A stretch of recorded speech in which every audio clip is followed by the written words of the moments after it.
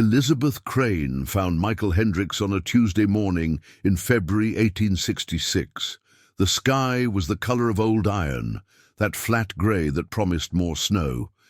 She'd been checking on him because she hadn't seen smoke from his chimney for 2 days, and in Wyoming territory in February, 2 days without smoke meant death.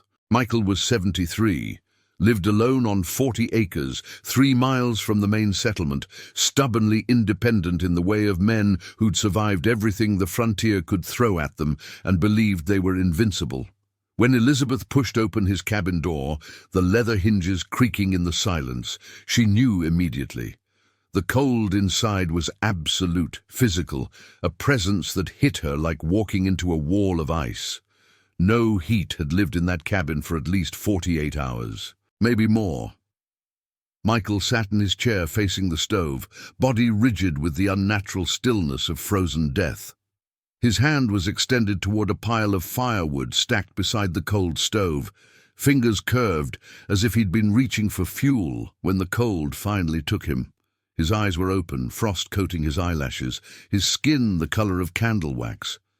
The firewood he'd been reaching for was wet, soaked completely through from melting snow that had dripped steadily through 6 separate gaps in his poorly constructed woodshed roof. You could see the water damage, the dark staining on the logs, the way they glistened with moisture even in the freezing cabin. He'd tried to burn it anyway. The stove told the story. It was full of charred, half-burned logs that had smoldered and died, producing thick smoke but almost no heat. The kind of wetwood fire that fills a cabin with choking smoke, that burns your eyes and throat, that consumes oxygen and produces nothing but frustration and carbon monoxide. Michael had died 3 feet from fuel, 3 feet from what should have been survival, because his firewood was too wet to burn. Elizabeth stood in that frozen tomb of a cabin, looking at a dead man who'd frozen to death surrounded by wood, and something hardened in her chest. This was unacceptable. This was preventable. This was the frontier killing people through sheer stupidity. Elizabeth Crane was 46 years old, unmarried, living alone on 80 acres in the Wyoming territory that she'd claimed under the Homestead Act in 1858. People whispered about why a woman her age had never married, whispered about what must be wrong with her, what hidden defect or character flaw kept her alone. Was she barren? Was she difficult? Was she one of those strange women who preferred independence to the natural order of things? Elizabeth didn't care about whispers. She'd stopped caring about other people's opinions somewhere around her 35th birthday, when she realized that living according to expectations meant dying according to someone else's timeline. She cared about surviving. She cared about keeping her land. She cared about proving up her claim and owning her 80 acres free and clear. And after finding Michael Hendricks frozen beside useless wet firewood, she became obsessed with one single consuming problem: keeping firewood dry in Wyoming weather. Her own woodshed was barely better than Michael's had been, a 3-sided structure she'd built in her first year, using scrap lumber and hope. The roof slanted at what she'd thought was a good angle for shedding snow, but Wyoming snow didn't care about her amateur carpentry. It found every gap, every weakness, every place where boards didn't quite meet. The shed leaked in 6 distinct places. She'd marked them in her mind like a map of failure. Every heavy snow meant wet wood in those 6 spots. Every rainstorm meant damp logs that burned poorly, wasted precious heat, filled her small cabin with grey smoke that made her cough and her eyes water. She'd lived with it for 8 years, accepted it as frontier reality, the way you accept wind and cold and isolation as the price of claiming land. Everyone's woodshed leaked. Everyone dealt with damp firewood at some point during the winter. You just burned more of it to compensate for the moisture, wasted fuel to dry fuel, accepted the inefficiency. But Michael Hendricks had died because his wood was wet. And Elizabeth decided, standing in his frozen cabin, that accepting inefficiency could become accepting death. The idea came to her 3 weeks after finding Michael's body, 3 weeks after his sparse funeral where 7 people stood in February wind and pretended they'd checked on him more often. She was standing outside her cabin on a bitter March morning, looking at her failing woodshed with fresh eyes, when she realized something so obvious she felt stupid for not seeing it earlier. The problem wasn't the woodshed's construction, though that was poor enough. The problem wasn't even the Wyoming weather, though that was brutal enough. The fundamental problem was distance and exposure. Her firewood was stored 40 feet from her cabin door. 40 feet she had to walk in blizzards that turned the world white. 40 feet she had to navigate in darkness when the stove went cold at 3 in the morning. 40 feet where snow accumulated 3 feet deep, where wind drove moisture into every crack in her woodpile, where weather had free access to attack her fuel supply for 6 months of the year. What if there was no distance? What if the firewood was right against her cabin walls, protected by her cabin's own roof? What if she built a structure that surrounded her entire cabin, creating a dry, sheltered space between the cabin walls and the weather outside? A shed, built all around her existing home, like a second skin protecting the first, a protective envelope that would keep fuel dry and accessible. The idea was so simple it seemed stupid, which is probably why no one had done it. She sketched it in her journal that night. Her cabin was 12 feet by 16 feet. If she built a structure 14 feet by 18 feet around it, that would leave a 1-foot gap on all sides. Space for firewood storage. Space that would be protected from weather.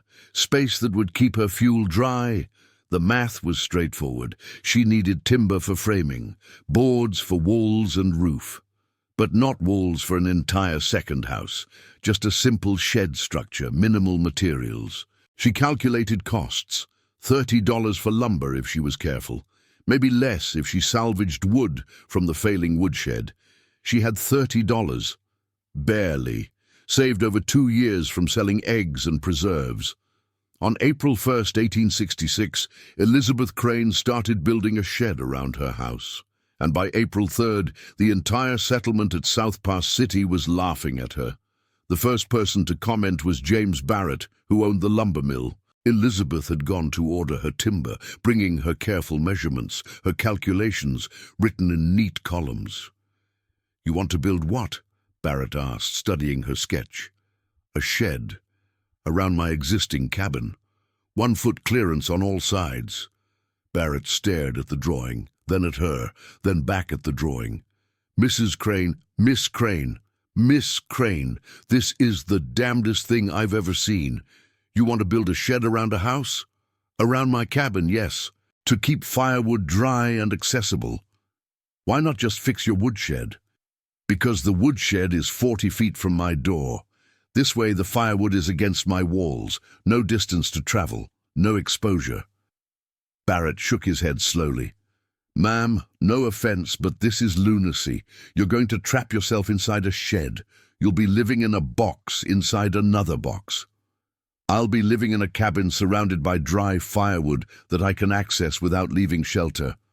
People are going to think you've lost your mind. People already think I'm peculiar for living alone at my age. This won't change much." Barrett had sold her the lumber, but he'd told everyone about the crazy spinster building a shed around her house. By evening, the whole settlement knew. Sarah Blackwell, the minister's wife, came to visit the next day, brought bread as an excuse, but really came to investigate. "Elizabeth, dear, I heard the most peculiar story. James Barrett says you're planning to build some kind of structure around your cabin." "That's correct, a protective shed to keep my firewood dry." Sarah's face did something complicated, concern mixed with condescension. "But dear, why not simply build a better woodshed, like normal people, because normal people's woodsheds still get their firewood wet. I watched Michael Hendricks die beside wetwood. I won't let that happen to me." "Michael died because he was old and stubborn, not because of his woodshed. He died because wetwood won't burn, and wetwood won't burn because people build woodsheds in the wrong place, far from the house, exposed to weather.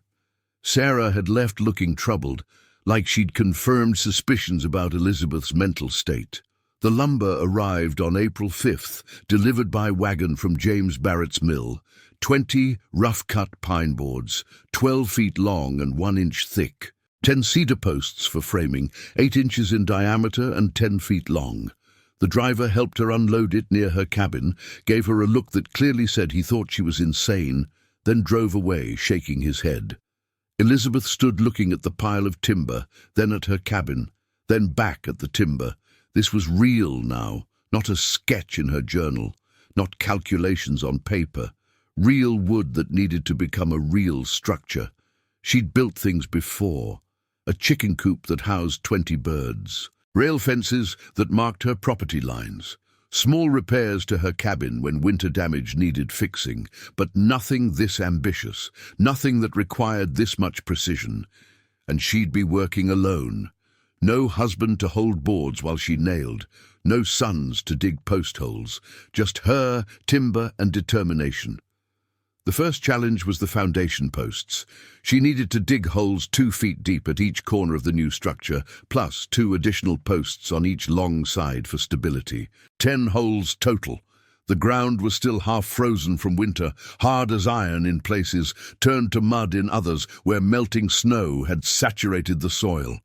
Her shovel bounced off frozen ground, sending jolts up her arms that made her shoulders ache. She tried a pickaxe, swinging it overhead, breaking through the frozen crust inch by painful inch. Her hands blistered within the first hour, the wooden handle creating raw spots on her palms. She developed a technique. Heat water to boiling on her stove, carry it out in buckets, pour it in the shallow holes to soften the ground. Wait 15 minutes while the heat penetrated, then dig while the earth was workable, getting down another 6 inches before it froze again. Repeat. It took 2 full days to dig 4 corner holes. Her back screamed with constant pain. Her hands had blisters on top of blisters. She wrapped them in cloth torn from an old shirt, but the fabric kept getting wet and slipping, so she could feel every impact, every shock of shovel hitting stone. But the posts went in. Cedar logs, 8 inches thick, sunk 2 feet into Wyoming earth. She'd chosen cedar because it resisted rot, would last for decades underground.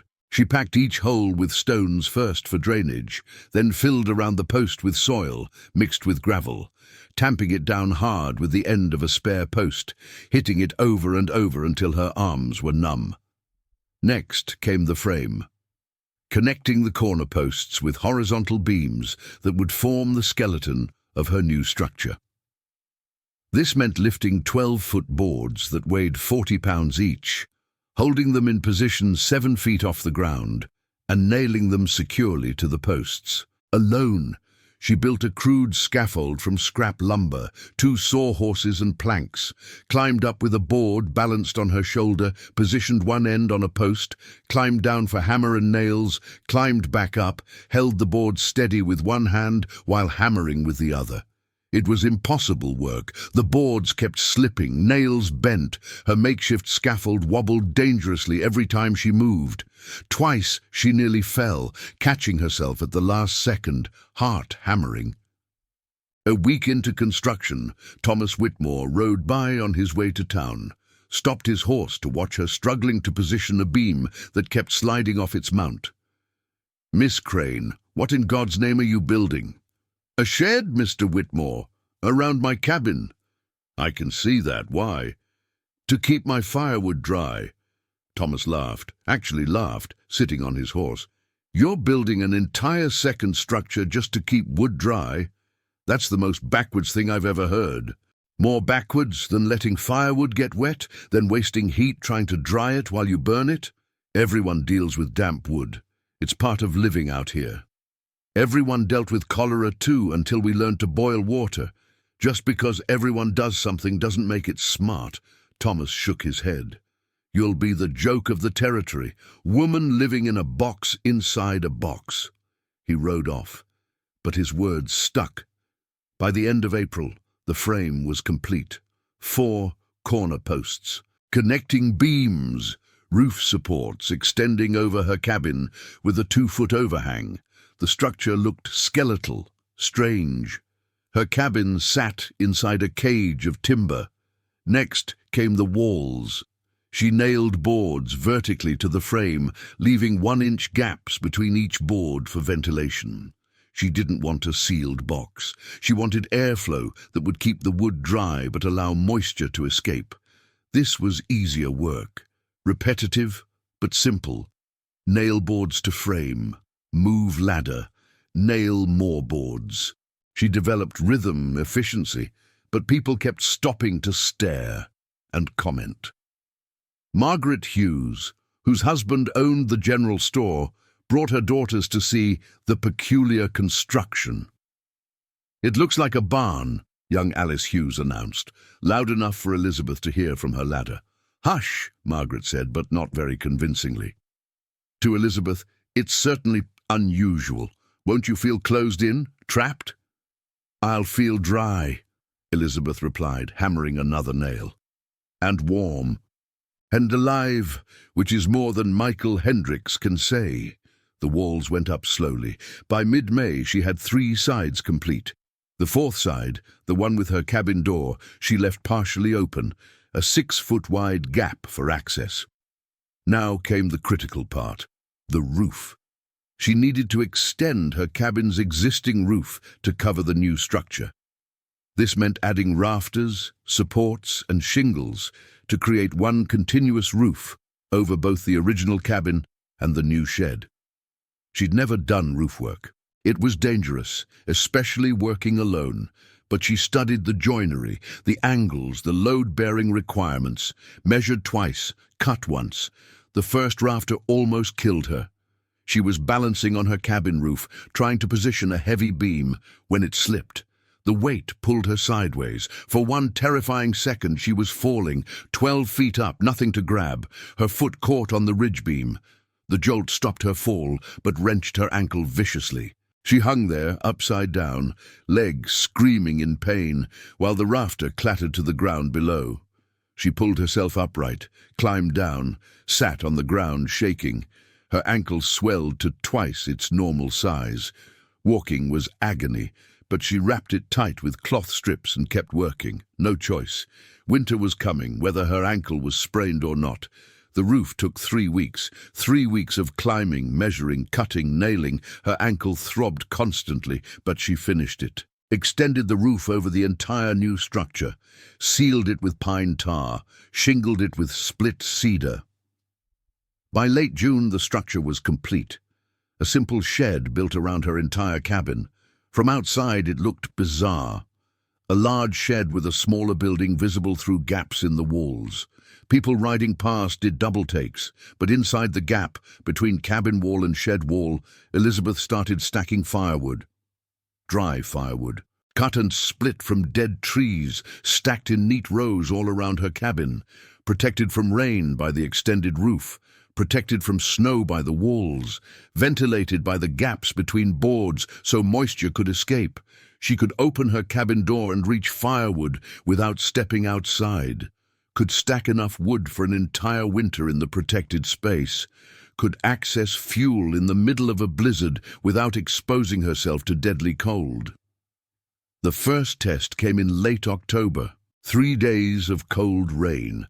The kind of rain that soaked everything, turned the prairie to mud, made traditional woodsheds into swamps. Elizabeth checked her firewood, bone dry, every piece. While neighbors cursed their wet wood and smoking fires, Elizabeth's wood burned clean and hot. She checked Thomas Whitmore's woodshed from a distance. Water was running through it. His firewood was soaked. November brought early snow, 10 inches overnight, drifts against buildings. Wind driving snow into every gap and crack. Elizabeth woke to a white world, didn't bother with outdoor clothes, just opened her cabin door, stepped into the protected gap between cabin and shed wall, and grabbed firewood from the dry stack. Never exposed to weather. Never wet. Meanwhile, her neighbors were digging through snow to reach their woodsheds, carrying frozen logs that needed thawing before they'd burn, wasting precious heat on wet fuel. December brought the real test. Temperature dropped to 15 below zero overnight, with wind howling down from the mountains at 30 miles per hour.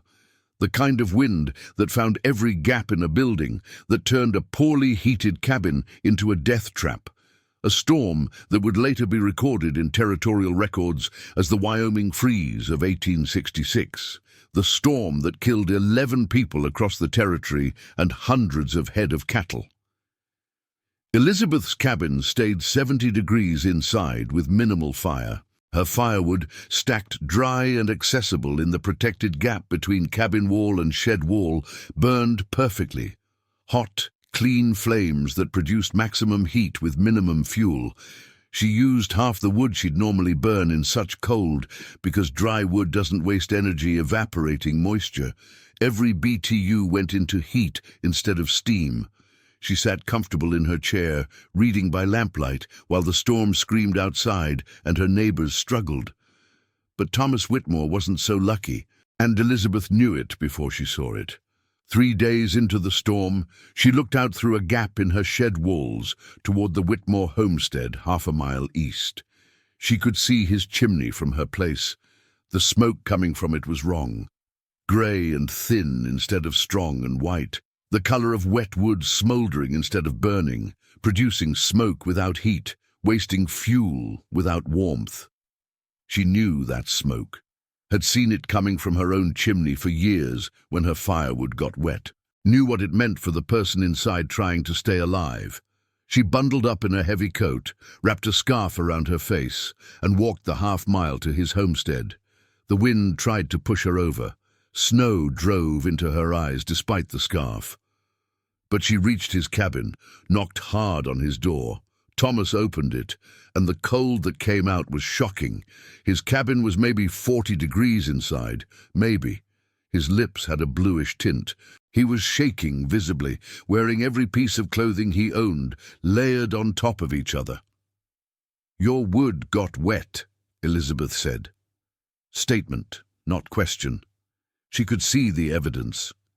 His firewood pile inside the cabin, brought in from his outdoor shed, was dark with moisture, water actually dripping from some logs. "Drift came through my woodshed during the first night," Thomas admitted, teeth chattering so hard he could barely form words. "Snow piled 6 feet high on the windward side, melted against my wood pile. Now nothing will burn right. I get smoke, I get smoldering, but no real heat. Been like this for 2 days. You need dry wood." "I don't have dry wood. Everything in my shed got hit. I tried bringing it inside to dry by the stove, but wet wood doesn't dry fast enough. By the time 1 log dries enough to burn, I've used 3 wet logs trying to generate heat. I'm going backwards." Elizabeth looked at him, really looked. At the man who'd laughed at her construction, who'd called her the joke of the territory, who'd told everyone she was building a box inside a box like a crazy woman. He was going to freeze to death. Not tonight, maybe, but if this storm lasted another 2 days, if his firewood situation didn't improve, he would end up like Michael Hendricks, frozen in his chair beside wet fuel that wouldn't burn. "Come on," she said simply. She brought him to her place, walking together through wind that tried to kill them both. Showed him into the gap between her cabin wall and shed wall, the 1-foot space that everyone had mocked. Showed him the neat stacks of bone-dry firewood, hundreds of logs perfectly preserved from weather, accessible without ever stepping outside her cabin's protected envelope. "Take what you need," she told him. Thomas stared at the dry wood like it was more valuable than gold, which in that moment it was. Wood meant heat. Heat meant life. Dry wood meant the difference between survival and death. "You were right," he said quietly. "I was wrong. I'm sorry I laughed." "Yes," Elizabeth said. Nothing more needed saying. He carried back 20 logs, arms loaded, stumbling through drifts, enough to survive the next 2 days, enough to keep his stove hot until the storm broke, enough to not freeze like Michael Hendricks had. Word spread fast after that. By January, Half the settlement had visited Elizabeth's cabin to see the shed-wrapped design, to understand how it worked. James Barrett, the lumber mill owner, started selling crane-style protection kits, timber cut to size for building protective sheds around existing cabins. By spring of 1867, 12 homesteads in the area had built some variation of Elizabeth's design. Most didn't completely surround their cabins, but all had extended roof structures that protected firewood storage directly against cabin walls. Sarah Blackwell, the minister's wife, came to apologize. "I thought you were being foolish. I should have known better. You've always been practical." Elizabeth didn't gloat, just showed Sarah how the design worked, how the 1-foot gap was enough for wood storage, but not so much that it created dead airspace, how the ventilation gaps prevented mold and rot, how the extended roof shed snow and rain away from the stored fuel. The Wyoming territorial newspaper sent a reporter in March 1867, a young man from back east who'd heard about the spinster's innovation and wanted to see it for himself. His name was David Morrison, and he arrived skeptical, left convinced. Elizabeth showed him everything: the design principles, the measurements, the ventilation gaps that prevented moisture buildup, the extended roof that shed snow and rain, the accessible firewood that meant never exposing yourself to deadly weather. Morrison wrote an article titled "Spinster's Ingenuity Saves Firewood and Lives" that ran in the March 14, 1867 edition. The article was detailed, technical, almost like a builder's manual. It described Elizabeth's design in precise measurements, recommended it for all frontier homesteads, especially those where inhabitants lived alone or elderly. "Miss Crane has solved a problem that kills multiple settlers each winter," Morrison wrote. "Her solution costs $30 in materials and can be built by a single person with basic carpentry skills. Compare this to the cost of a human life or the cost of wasted firewood burning wet, and the value becomes apparent." The article was reprinted in newspapers across Wyoming, Montana, and Dakota territories. By summer of 1867, Elizabeth was receiving letters from homesteaders asking for detailed plans. She drew them carefully, sent them free of charge, because she remembered Michael Hendricks frozen in his chair and decided that knowledge should cost nothing when lives were at stake. The next winter, 1867 to 1868, no one in South Pass City died from wet firewood. Not a single person froze beside fuel that wouldn't burn. 12 homesteads had built variations of Elizabeth's shed-wrapped design. Some completely surrounded their cabins like Elizabeth's. Others built 3-sided extensions that protected firewood on the coldest sides. All reported the same results: dry wood, easy access, minimal fuel waste. James Barrett, who'd laughed at her initial order, started advertising crane-style protection kits at his lumber mill. Pre-cut timber packages designed to fit standard cabin sizes. He sold 43 kits in the winter of 1867 alone. Elizabeth never patented the design, never tried to profit from it. When people asked why, she just said, "Michael Hendricks died for free. The solution should cost the same." She never married, never had children, never lived according to the expectations people had for women, especially frontier women who were supposed to be seeking husbands and raising families, not inventing architectural solutions to thermal efficiency problems. But she lived warm and dry and independent and on her own terms. She proved up her homestead claim in 1873, receiving full title to her 80 acres. Built a small addition to her cabin in 1875, extending both the cabin and the protective shed simultaneously. Took in an orphaned girl named Sarah in 1879. Raised her as a daughter, though never formally adopted. Sarah inherited the land when Elizabeth died. And when Elizabeth Crane died in 1891, at age 71, her cabin was still standing, still surrounded by that protective shed she'd built 25 years earlier, still keeping firewood dry through Wyoming winters. Thomas Whitmore spoke at her funeral. He was 71 then, had survived 25 more Wyoming winters after that storm in 1866, when Elizabeth's dry firewood had saved his life. "Elizabeth Crane was the smartest person I ever knew," he said to the assembled mourners, standing in wind that cut across the prairie like it always had, like it always would. Not because she had formal education, which she didn't, not because she read philosophy books, though she did, but because she saw a problem that was killing people and she fixed it instead of accepting it. She could have sold her design, could have made money from every homesteader who copied her innovation. She gave it away free because she believed survival shouldn't be proprietary. He paused, looking at the simple coffin. "She saved my life with dry firewood, saved probably 24 other lives too, people I know about and probably more I don't. And all we did at first was laugh at her, mock her for building something that looked strange. We judged appearance instead of function, pride instead of practicality." They buried her on her own land, near the cabin with its protective shed. The structure she'd built alone in 1866. The structure everyone had mocked as the work of a crazy spinster. The structure that proved that sometimes the ideas everyone calls ridiculous are the only sane responses to insane problems. Her shed-wrapped cabin stood until 1921, when a massive windstorm finally collapsed the aging timber.